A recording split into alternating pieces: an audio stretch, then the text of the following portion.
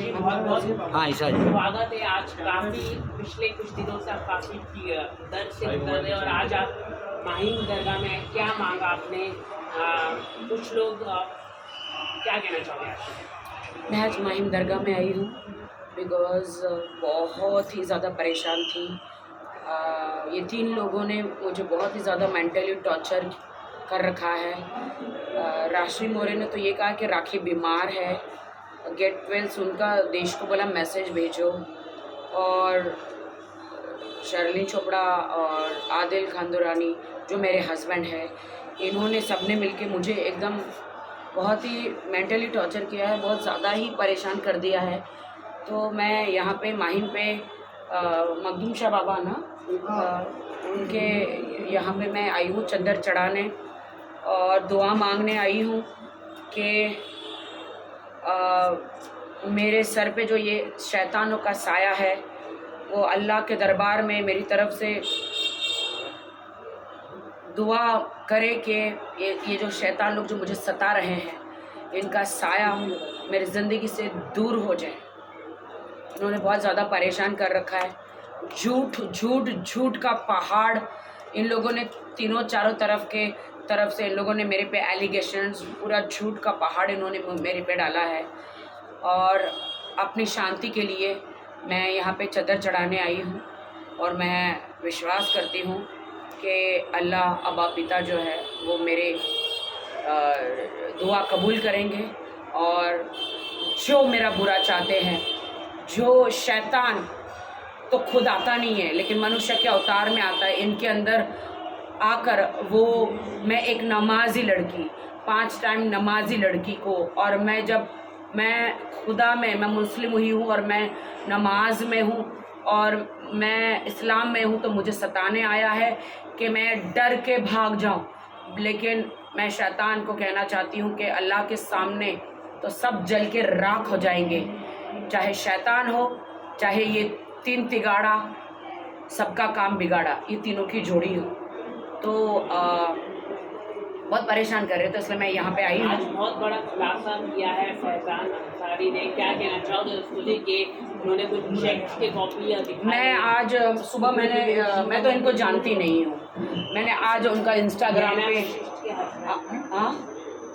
फैज़ान अंसारी, अच्छा जहना वशिष्ठ के हस्बैंड है, अच्छा वेब सीरीज में नहीं, वो रियल में नहीं है भाई, अभी किसी का भी हस्बैंड मत बनाओ। तो आज मैंने देखा इंस्टा पे कि मैं शुक्रगुजार हूँ आपकी बहुत ज़्यादा तहे दिल से। देश की जनता जो है आदिल खान दुरानी का जो भोले चेहरे के पीछे का जो शैतान है वो नहीं पहचान पा रही थी। मैसूर वालों को मैं हाथ जोड़ के कहना चाहती हूँ कि मैसूर वाले, आपको ही पता है कि 8, 9, 10 केस जो है मैसूर में दर्ज है आदिल खान दुरानी, जो मेरे हस्बैंड आदिल खान दुरानी के ख़िलाफ़।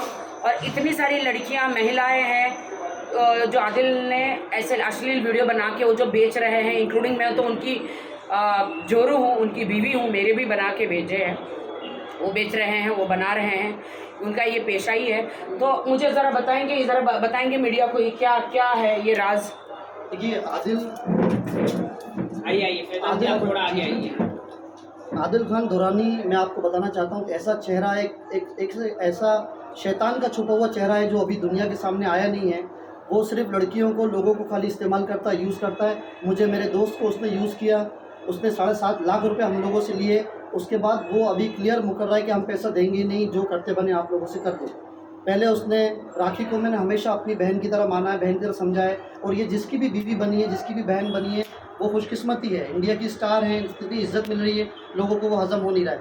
तो अभी हमने आदिल खान दुरानी के अगेंस्ट केस फाइल किया है, आप ये देख सकते हैं, पुलिस स्टेशन में केस फाइल किया है। इसमें हमने पूरे डॉक्यूमेंट्स भी लगाए, पुलिस रिसीविंग भी है, नीचे आप क्लियर देख सकते हैं, जिसमें जो हमारे चेक है आप देखिए, 4 लाख का चेक की कॉपी है जो आदिल खान दुरानी के नाम से बैंक ऑफ बड़ौदा में 7.5 जी कैश भी अमाउंट था, 7.5 लाख, जो ब्याज मिला के लगभग 15 लाख के आसपास हो चुका है। तो मेरी ज़िंदगी की मेहनत की कमाई जितनी भी थी वो आदिल दुरानी ने ले ली है। और मैं आप लोगों से रिक्वेस्ट कर रहा हूँ हाथ जोड़ के कि ऐसे आदमी को सपोर्ट नहीं करें, उसको सलाखों के पीछे करें। कितनी मेहनत से ज़िंदगी की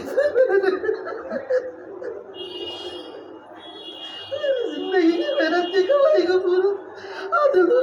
बर्बाद कर दिया है। अब मैं उसको कोर्ट में खींच के रहूँगा। लॉयर आशिफ अली एडवोकेट मौजूद है। मैं जिस दौर से गुजर रहा हूँ, आज मैं ज़िंदा नहीं होता, अगर राखी नहीं होती तो मैंने इनसे कहा साथ मिल के बात करेंगे और आदिल से बदला लेके रहेंगे। अब हम पीछे नहीं हटेंगे और आदिल दुरानी को दोबारा जेल जाना पड़ेगा। वो अभी बाहर आया है, अब वो बचेगा नहीं। मेरे पास और कॉल रिकॉर्डिंग भी है, मेरे पास सारे प्रूफ है। तो पुलिस ने क्या कहा है? पुलिस पूरा समर्थन कर रही है, आदिल को जल्दी सलाखों के पीछे करेगी, छानबीन कर रही है। आप ये देखिए, और ये जो सामने बना रहता है उसकी असलियत मैं आपको बताता हूँ। आदिल दुरानी की असलियत क्या है, रिकॉर्डिंग है ये आदिल की, आपको पहचान नहीं। आवाज आ रही है आपको?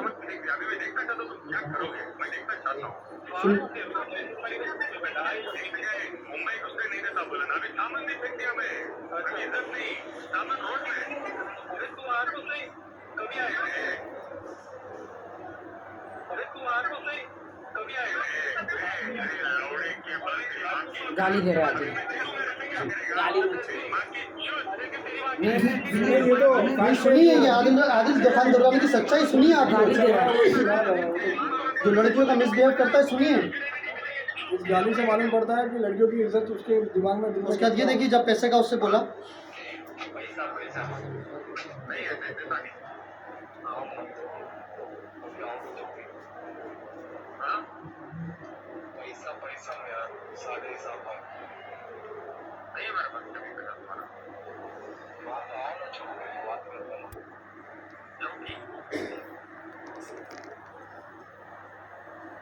सर मुझे भेज दें।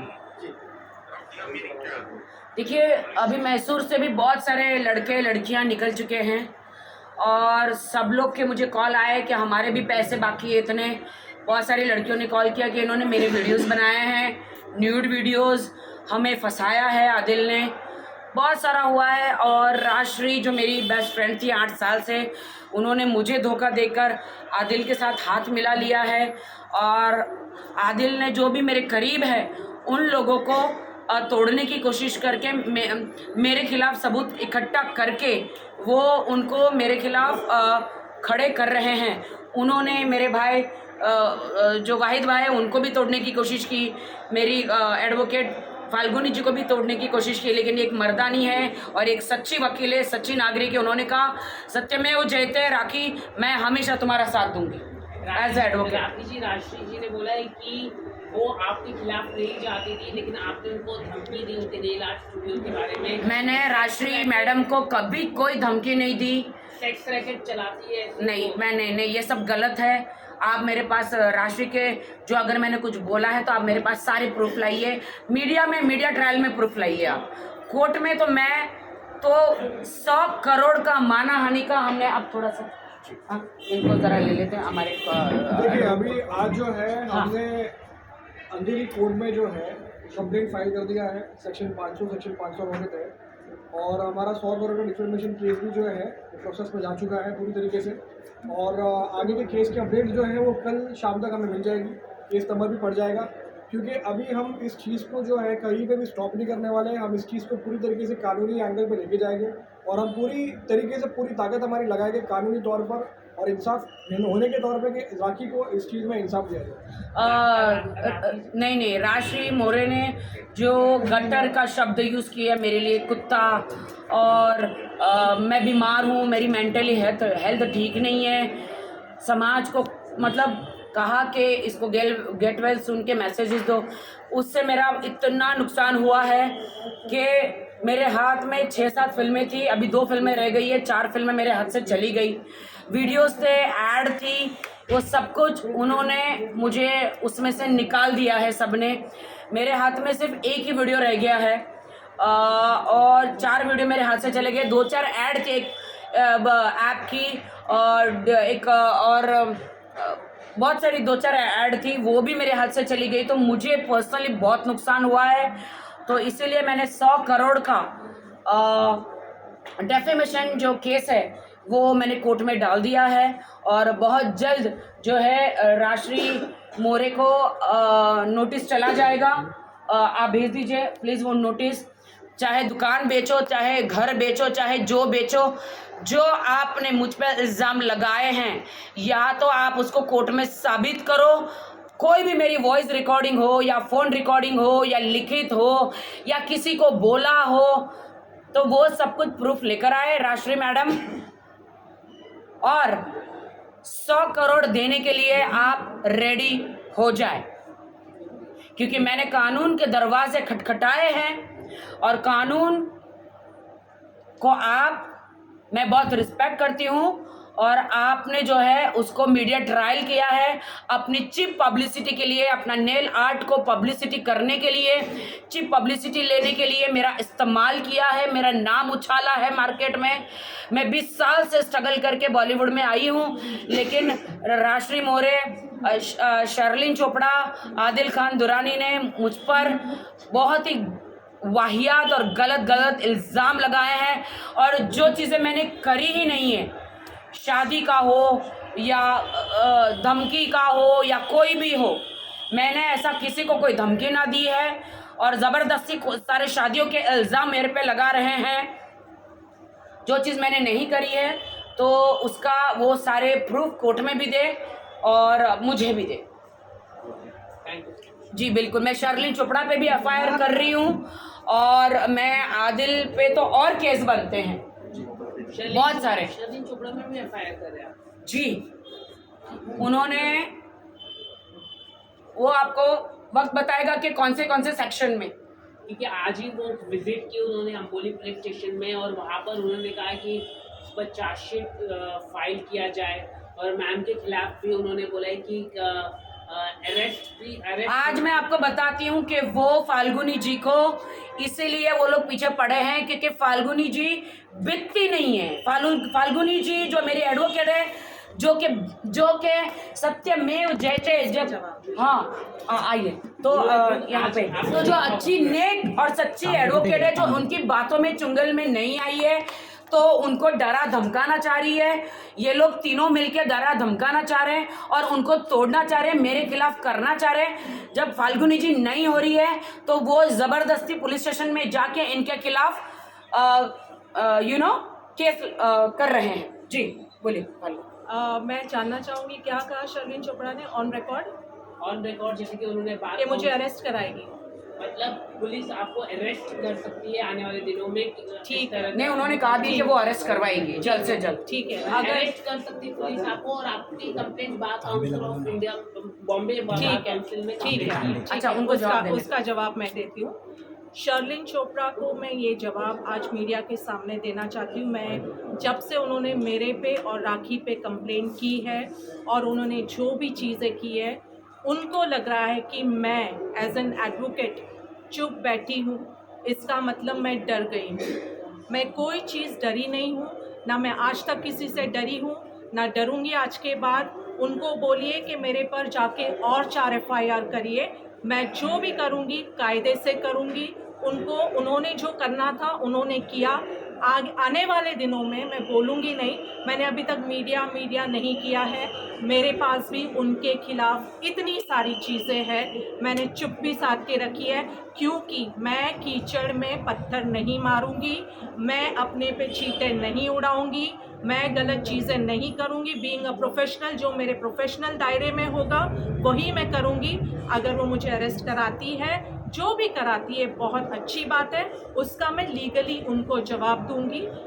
कायदा है, लॉ सबके लिए समान है, अगर वो करा सकती है जो भी करा सकती है, लेकिन बीइंग एन एडवोकेट मैं अपनी लाइन नहीं क्रॉस कर सकती। ठीक है, उस वक्त जो हुआ था वो एक स्पर ऑफ द मोमेंट था। उसके लिए FIR रजिस्टर करने के बाद वो राखी से मिली थी, जहां हम रेस्टोरेंट में, लखनऊ में लज़्ज़ते रेस्टोरेंट में जाते थे। उन्होंने आके राखी से सेटलमेंट किया, माफी मांगी, हम एक दूसरे से माफी मांगी। हाँ, वो आके राखी की दोस्त बन गई। मैंने मीडिया के सामने हाँ, माफी मांगी है उनके, फिर भी जबरदस्ती वो मेरी जो क्लोन है, हाँ, वो मेरी एक्टिंग करती है मीडिया में आने के लिए। जी, उन्होंने जो भी था राखी के साथ उन्होंने कहा आज के बाद हमारी कोई ये नहीं है, मैं आपका पूरा साथ दूंगी। उसके बाद उन्होंने बाकायदा मैसूर चली गई थी, मैसूर उनको कोई ज़ोर ज़बरदस्ती, दुबई भी गई, उनको कोई ज़ोर ज़बरदस्ती नहीं की थी। ठीक है, अगर आज वो चीज़ से मुकर रही है, वो उस चीज़ से इनकार कर रही है और वो आज भी उस केस को कंटिन्यू करना चाहती है, तो उसके लिए हमें कोई प्रॉब्लम नहीं है, उसका जवाब हम लीगली देंगे। लेकिन जहाँ तक हमारी बात है, हमने उनको जो कहना था as a human being, as a ladies, हमने उनको उनका जवाब दे दिया था। वो एक लेडी है, इसके लिए हम उनकी रिस्पेक्ट करते थे और करेंगे आगे चल के भी। जो भी हुआ on the spot of the moment हुआ, कोई जानबूझ के कोई चीज़ की नहीं थी। हाँ। हमने उनको तकलीफ पहुंचाने के लिए या उनको डिफेम करने के लिए या उनको एक्सपोज करने के लिए कोई चीज़ नहीं की थी। जो भी हुआ था वो उसका कोर्ट में हम जवाब देंगे कि वो सही है या गलत है। अभी उसके बारे में बात करके आदिल खान दुरानी, ये जो तुम मोहरे खड़े कर रहे हो हमारे खिलाफ जबरदस्ती इंजेक्शन दे देकर कि इनको घड़ी घड़ी पुलिस स्टेशन को तुम लोगों ने क्या समझ के रखा हुआ है, दिन रात जाते ये एफआईआर हो गया, खांसी ली तो एफआईआर हो गया, छींक ली तो एफआईआर हो गया, पाक दिया तो एफआईआर हो गया। मतलब ये क्या है? हाँ, चोरी चोरी चीजों में एफआईआर कर रहे हो। हाँ ठीक है, तो मैं शर्लिन जी को एक रिस्पेक्टफुली जवाब देना चाहूँगी। हाँ। शर्लिन जी, अगर आपने बात की हमसे, आपने जो भी एक्सेप्ट की थी कि ठीक है आज के बाद अपना कुछ नहीं रहेगा, अगर फिर भी आप उस चीज़ को कंटिन्यू करना चाहते हैं, हम उसके लिए आपकी बहुत रिस्पेक्ट करते हैं, तहे दिल से रिस्पेक्ट करते हैं। करो कंटिन्यू। लेकिन हम कायदे का जवाब कायदे से देंगे। लेकिन फाल्गुनी ब्रह्मभट्ट एडवोकेट अगर चुप बैठी है, इसका मतलब वो नहीं है कि वो किसी से डरती है। चुप इसलिए मैं बैठी हूँ कि मेरी एक रेपुटेशन है, मैं वकील जो हूँ, मेरे प्रोफेशन में मेरी एक इज़्ज़त है, मेरी सोसाइटी में इज़्ज़त है और मैं उस वजह से चुप हूँ क्योंकि मैं शराफत से ज़िंदगी जीती हूँ।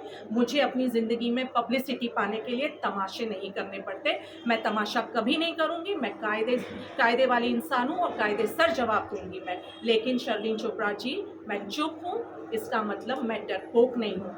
जिस दिन एक शरीफ औरत खड़ी हो जाएगी आपके खिलाफ, मैं एज अ लेडी अब बात कर रही हूँ, मैं एज अ एडवोकेट नहीं, जिस दिन शरीफ औरत आपके खिलाफ खड़ी हो जाएगी, आपको उसका जवाब देना भारी पड़ जाएगा। शर्लिन चोपड़ा ये राष्ट्रीय मोरे लोगों को भड़का रही है तुम्हारे खिलाफ। भड़का रहे, हम कायदे से जाएंगे, हमें कोई ऐसा स्टेटमेंट नहीं करना। हम उनकी रिस्पेक्ट करते हैं, हमेशा करते हैं। वो आज भी चाहती है मीडिया के साथ आके बैठना और वो सुलझाना चाहती है, जैसे पिछली बार उन्होंने सुलझाया था, उन्होंने हाथ मिलाया था, उन्होंने हमारे साथ कॉफी पी थी, उन्होंने जो भी और बाद में पलट गई। हाँ, मीडिया और बाइट होने के बाद पलट गई और बाद में शर्लिन चोपड़ा करना चाहती है। उन्होंने कहा कि आपसे इतना नहीं है, मतलब हमारी मतलब सुलझा हुई थी मैम के मैम से इसलिए इतना है कि ये इसको तोड़ना चाहते हैं मेरे खिलाफ। आप समझ रहे हो, इनको तोड़ना चाहते हैं कि राखी को छोड़ो, हमसे मिल जाओ, और मुझे धमकी देना चाहते हैं कि मैं आदिल के खिलाफ सारे केस वापस ले लूं, इसीलिए इनको धमकियां दी जा रही है। लेकिन इनका नाम है फाल्गुनी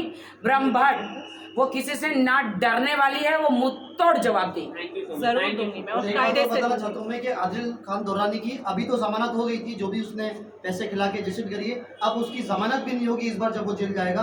ये आप लोगों को मैं आश्वासन ये आप पक्का कह रहे हैं ना? बिल्कुल पक्का कह रहा हूँ। बस मैं खुद कोर्ट के बाहर बैठ जाऊंगा, हाँ, कोर्ट के बाहर भूख हड़ताल में बैठ जाऊंगा। आदिल नहीं, खान भूख दुरानी की हड़ताल आप करने से जमानत थोड़ी दीजिए। कुछ होता है। हमको आपको पुलिस स्टेशन में आपको जो लीगल तरीके से जाना पड़ेगा। वो मैं जा ही रहा हूँ। अब आदिल खान की जमानत भी नहीं होने देंगे। हो गया। हाँ, बेल कैंसिल करवानी है उसकी। बोलो